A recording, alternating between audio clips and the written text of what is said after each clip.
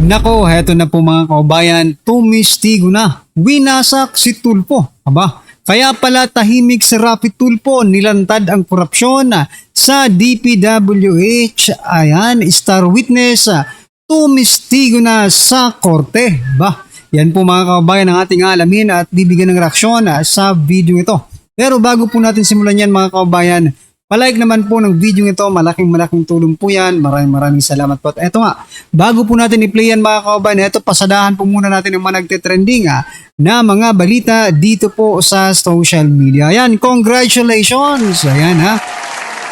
Eto pong balita mga kababayan, mula sa ang balita ngayon, Senator Pia Cayetano itinalagang bagong Blue Ribbon Committee Chairman, kapalit ni Senator Ping Lacson. Ayan mga kababayan, tuluyan na pong winakasan itong si Senator Ping Lacson ang kanyang pagiging chairman dyan po sa Blue Ribbon Committee. Ayan mga kababayan, congratulations Senator Pia Cayetano, at sana po ay magtagumpay kayo sa inyong mga investigasyon dyan po sa BRC. Ayan mga kababayan, ano po ang inyong opinion dyan? Just comment down below.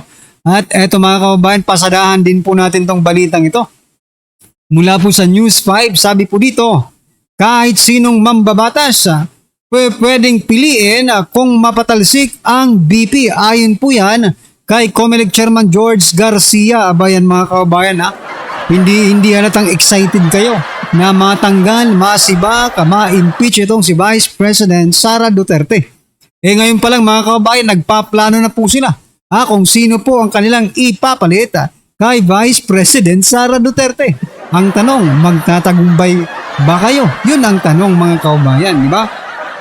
Bigla ko lang naisip mga kababayan, kung sakasakali mang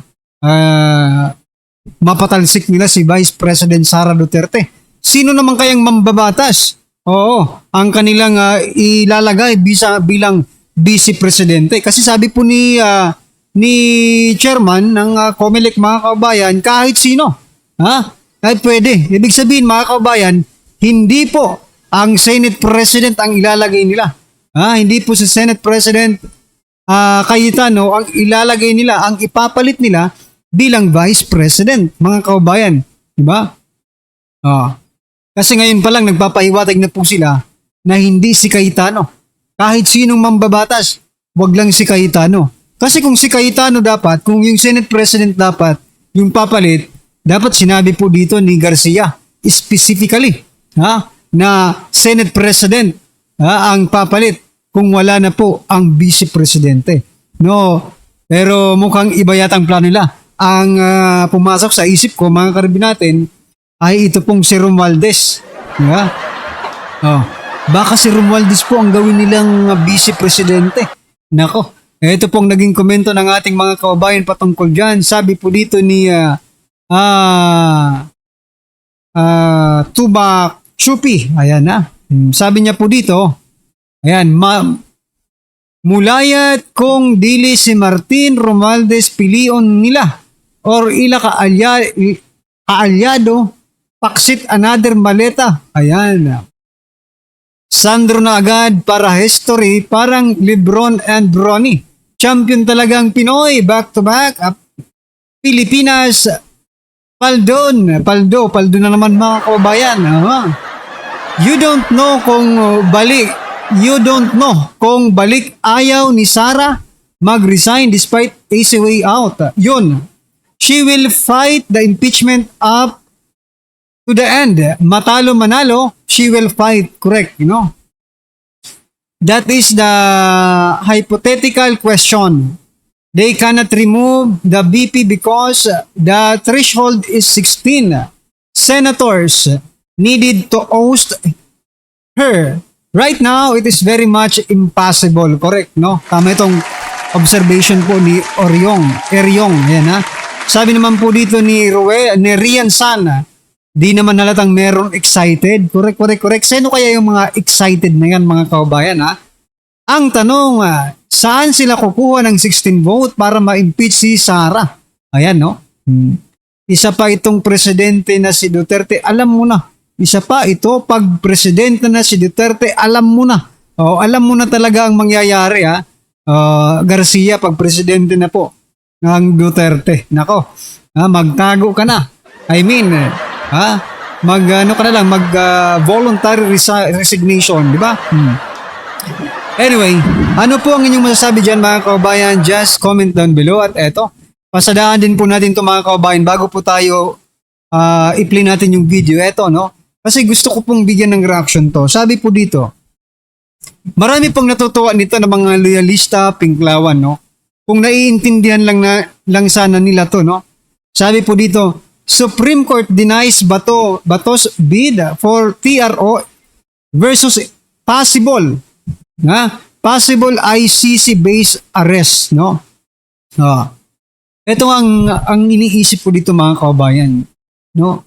Talaga bang para sa bayan sila yung sumisigaw na arrest ba to? Dahil daw sa tawag nila dito, crime against humanity, no? Ito mga kababayan, kung ito po ay crimes against humanity, dapat po yung buong Pilipinas mga kababayan, ay sumisigaw ng crimes, ikulong si Bato. Ilan lang po yan eh, no? Mas marami pang ang ginurgur yung mga NPA na mga makakaliwa, di ba mga kababayan? Kung gusto nyong ikulong si Senator Bato sa ICC dahil sa crime against humanity, paano na lang ito mga kababayan?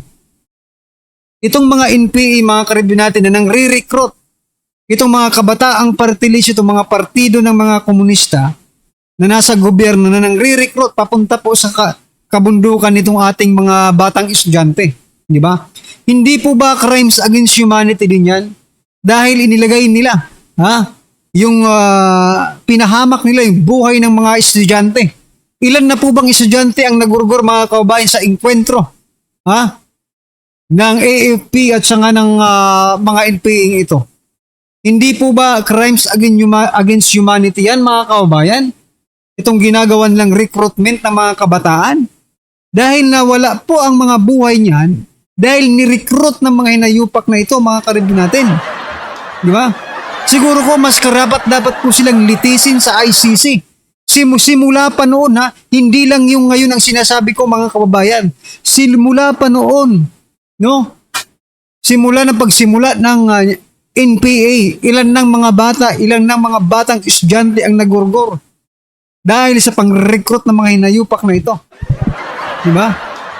Sumisigaw kayo, ikulong si Bato. Ano bang ginawa ni Bato? Nilabanan ng mga NPA mga kababayan. Diba? Nakita niyo po yung yung video niya nung may buhok pa siya, diba? Lumalaban siya, mga kababayan. Sino bang pinuktiktahan ng war on drugs?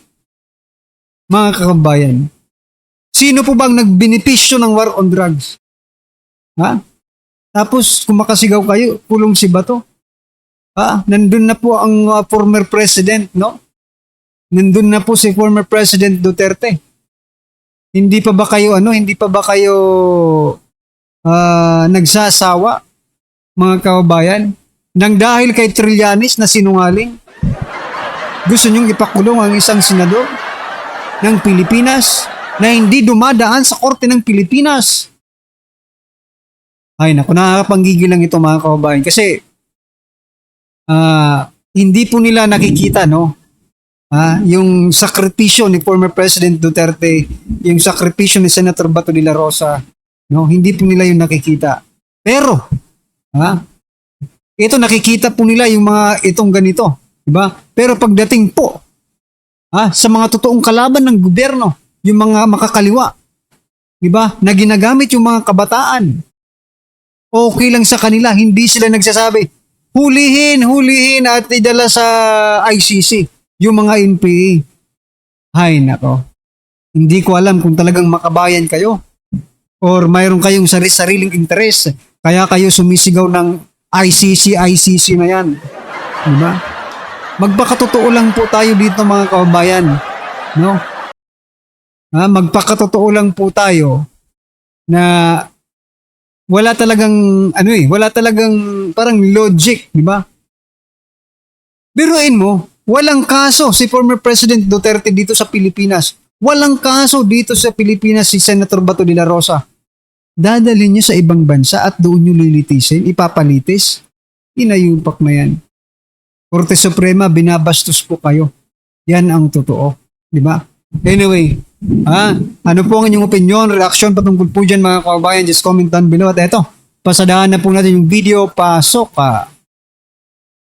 Ito ang balita ngayon, trending at pinag-uusapan ngayon sa mundo ng social media. Ang di umano'y balitang sadyang tunay talaga na walang baho ang hindi mabubunyag at ang karma sa kanya'y humahagupit na rin. Di umano'y tinatagong baho ni Senator Raffy Tulfo umaalingasaw na sa publiko. Pero bago ang lahat, kung bago ka pa lamang sa aming channel, please huwag kalimutang mag-like, subscribe at i-click ang notification bell para mas maging updated ka palalo sa lahat pa ng bagong video na i-upload namin. At eto na nga mga kababayan, ayon pa sa kumpirmadong balita, kaya pala nananahimik kasi Dawit, Senator Raffy Tulfo, name and allege anomalous DPWH project request exposed at the Sandigan Bayan. Inatasan ng Sandigan Bayan, 3rd Division, ang pagsusumiti ng mga dokumentong hawak ni Engineer Gerald Longoria, Program Chief ng Planning Division ng Department of Public Works and Highway Central Office, kaugnay ng mga proyektong umano'y hiniling ng ilang mambabatas para pondohan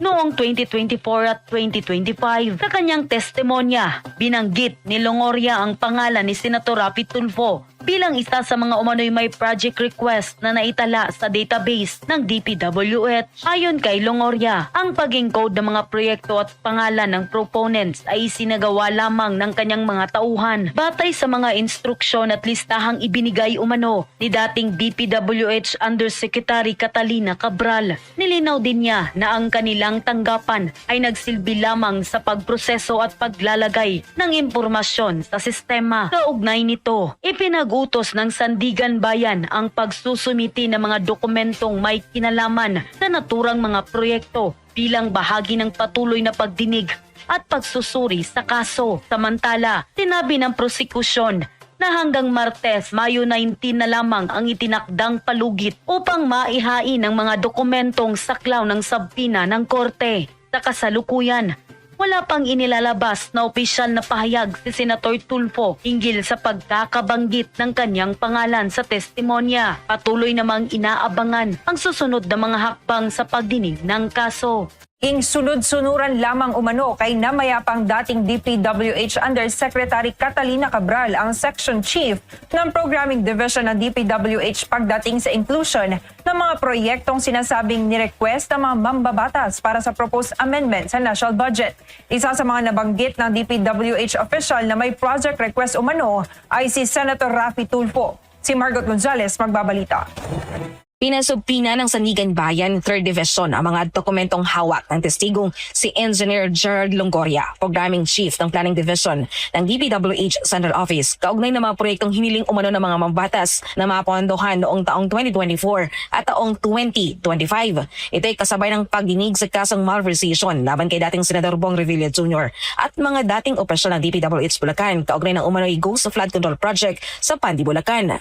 Isa sa mga pinangalanan ng testigo na may project request umano ay si Senador Raffy Tulfo matapos siyang tanungin ni Associate Justice Ronald Moreno. Ayon kay Longoria, ang listahan ng mga proyekto at proponents na in-encode ng kanyang tauhan sa database ay nakabatay lamang sa verbal instruction at listahang ibinigay sa kanya ni dating DPWH Undersecretary Catalina Cabral. Sinabi naman ng prosecution sa media na meron silang hanggang hapon upang maibigay ang mga dokumentong nasa ilalim ng subpina. Sa kautusan ng maisado, kailangang isumite ng prosecution ng mga documentary evidence at iba pang papeles na hawak ng testigo. Dito malalaman ng korte kung sino-sinong mababatas ang umano'y nag-request ng mga proyekto sa DPWH mula taong 2024 hanggang taong 2025. Wala umanong masama sa pagiging proponent ng proyekto, maliban na lang kung may iligal na kasunduan kapalit nito. Samantala sa isang listahang ipinanisenta sa pagdinig, sinabi ng DPWH official na si Revilla umano ang proponent ng proyekto sa Bulacan dahil iyon ang nasabi sa kanya ni Cabral. Ayon rito, tinawagan umano siya ni Cabral noong taong 2024 para sa isang meeting at doon ibinigay ang verbal instruction kaugnay ng naturang proyekto. Ang inclusion umano ng proyekto ay para sa proposed amendment ng DPWH sa national budget. Sa kabila nito, sinabi ng testigo na wala siyang personal dealings kay Revilla at wala rin umano siyang natanggap na personal request mula sa dating senador. Maliban kay Revilla, nakalagay rin sa listahan ng pangalan ni Manila Congressman Joel Chua, maging sila dating Valenzuela Congressman Eric Martinez at dating Bulacan Congressman Ambrosio Cruz. Paglalahad pa ng testigo, sumusunod lamang umano sila noon sa utos ni Cabral at hindi nila ito konesyon dahil ito ang kanyang boss sa programming division. Lahat umano ng listahan ng proyekto na ibinibigay ni Cabral ay inilalagay sa proposed amendment ang hensya at isa na umano itong regular practice sa tanggapan. Tatalakayin po ngayon ay ang Constitution, Prostitution, and Zero Jurisdiction. It is important na masimulan po natin ang araw bago po gumulong yung magaganap na pagbubukas ng ating Senado bilang impeachment court. Pag naging impeachment court na po ang Senado, ang ating pong mga senador ay hindi na po sila legislator. Sila po ay magiging hukom. Sila po ay tatawaging senator judges. And para po sa kaalaman ng lahat, ang ating po kasing saligang batas ay nagkaroon na ng evolution. Ano ho ba ang konstitusyon? Simulan natin dyan. Ang konstitusyon, tinatawag po ito, naririnig ninyo, it is the supreme law of the nation. Dito, ipinag-uutos, itinalaga, iginuhit, minarkahan ng ating saligang batas ang teritoryo, jurisdiction, pananagutan at otoridad ng three co-equal branches of government. Nandiyan ang executive, nandiyan ang judiciary, nandiyan ang legislative. Nakasaad po yan sa supreme law of the land, yung fundamental law of the land, yan po yung ating saligang batas. Para lang po maunawaan ninyo, bago ho tayo magpalaot at lumalim sa usapin ng impeachment hearing. Ang linalaman din po dyan ay yung ating Bill of Rights, yung ating proteksyon ng ating civil liberties. Nandyan po yan sa Article 3. Ano-ano po yung mahalaga dyan sa Bill of Rights? Lahat po yan. 22. Enumeration lang naman po yan. Pero syempre pangunahin dyan yung freedom of speech. So yun mga kababayan, ano po ang inyong opinion, reaksyon patungkol po sa video ito? Just comment down below mga kababayan at syempre huwag mong kalimutang i-like ang video ito. Malaking tulong po yan. Maraming salamat po.